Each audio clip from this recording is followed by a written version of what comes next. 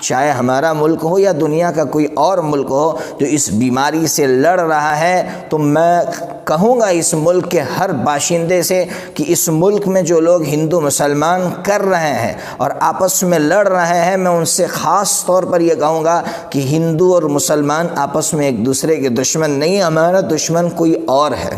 ارے مسلمان اگر پٹیل ہے تو ہندو پٹیل ہے، یہ دونوں ایک ماں باپ کی اولاد ہے، ایک ماں باپ کی سنتان ہے، یہ دونوں آپس میں ایک دوسرے کے دشمن نہیں ہیں۔ ہمارا دشمن کون ہے ہمیں سمجھنے کی ضرورت ہے۔ ہماری تعداد کو گھٹانے کے لیے یہ وائرس یہاں پھیلایا گیا ہے اور ہماری معیشت کو، ہمارے کاروبار کو کمزور بنانے کے لیے یہاں جو ہم لاک ڈاؤن کیے ہوئے ہیں اور ہماری پوری معیشت تباہی کا شکار ہو چکی ہے۔ بلکہ اکنامک کے جو ماہرین ہیں ان کا یہ کہنا ہے کہ آج لاک ڈاؤن کے زمانے میں ہم یہ سمجھ رہے ہیں کہ ابھی اس وقت معیشت کمزور ہوئی ہے اور جب لاک ڈاؤن کھلے گا تو اس وقت معیشت اپنی حالت پر آ جائے گی، نہیں بلکہ اس سے زیادہ معیشت تباہ ہو چکی ہوگی۔ اس لیے اگر دیش کے باشندوں کو، چاہے وہ مسلمان ہو یا ہندو ہو، سکھ ہو یا عیسائی ہو، اس دیش سے محبت ہے تو دشمن کی اس پلاننگ کو سمجھے اور دشمن کی اس پلاننگ کو سمجھ کر وہ اس وقت ان دونوں چیزوں کا مقابلہ کرے،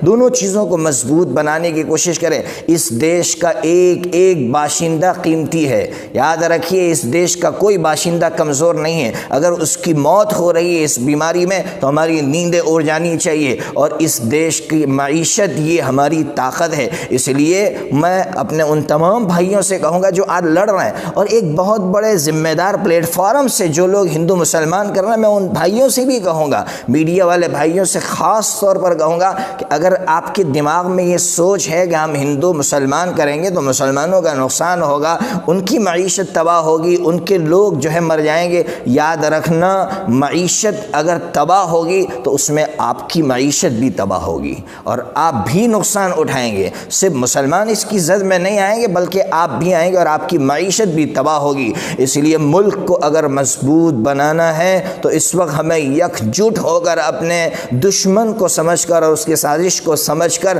ہمیں ایک ساتھ ہو کر ان دونوں چیزوں کو طاقتور بنانا ہوگا۔ ایک ایک باشندے کی جان کی حفاظت کرنی ہوگی اور معیشت کس طرح دوبارہ طاقتور ہو اس کے لیے ہمیں سوچنا ہوگا۔